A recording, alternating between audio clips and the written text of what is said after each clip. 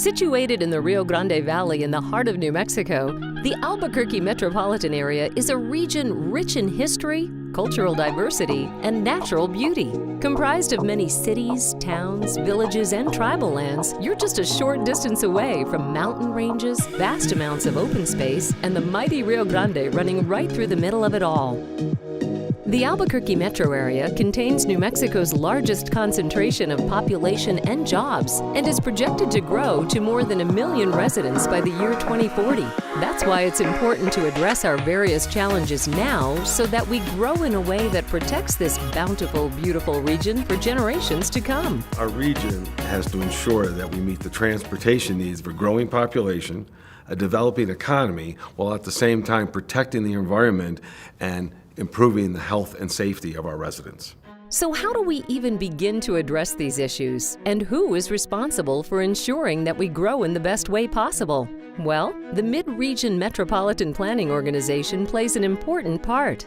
Metro areas in the U.S. are required to have a Metropolitan Planning Organization, or MPO. The MPO in the Albuquerque metro area is known as the Mid-Region MPO, or Mr. MPO for short.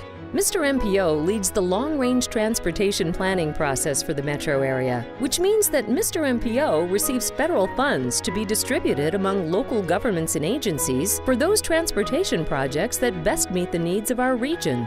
Mr. MPO develops the Metropolitan Transportation Plan, or MTP, that takes an in-depth look at expected conditions over the next 20 years. We want to understand where people are going to live, where they're going to work, and how they're going to get between the two. And so the goal of the MTP is to keep people moving while emphasizing a strong quality of life. The big question is, how do we want our region to develop? Do we want to continue to grow in a way that continues our dependency on driving to get to all of the places we need to go? Or do we want to give people more choices when it comes to getting around? Now is the time to ask, what if we can start to develop in a way that considers things like walkable neighborhoods and brings the places we work, play, and shop closer to where we live? And what if we could get to these places by bike, on foot, or by public transit?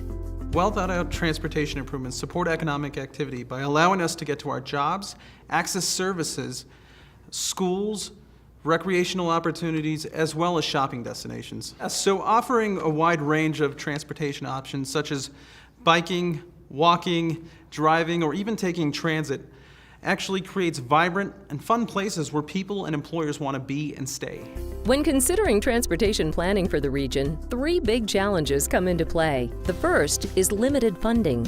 Transportation funding is tight.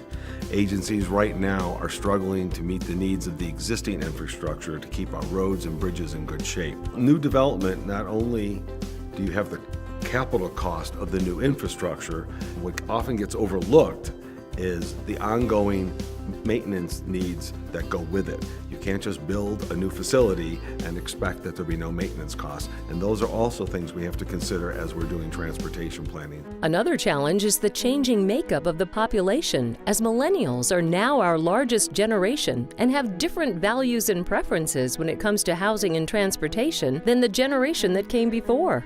This is not to say that people will stop living in suburban areas or even driving their cars. It's just that people need more ways to get around. They need different housing options to accommodate additional growth.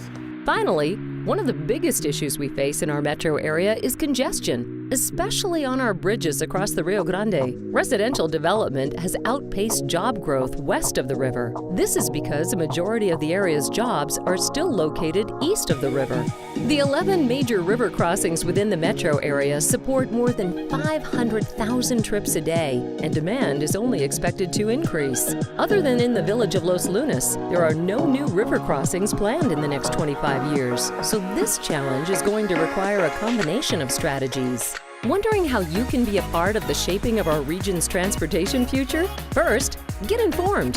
Hey, if you're watching this video, you're already on the right track. Check out our website or subscribe to our monthly newsletters. Second, get involved. Weigh in on our plans, attend monthly board meetings, send us your thoughts and comments, meet with us in person, or invite us to speak to your community organization. All this great information is summarized for your convenience on the public participation page of our website.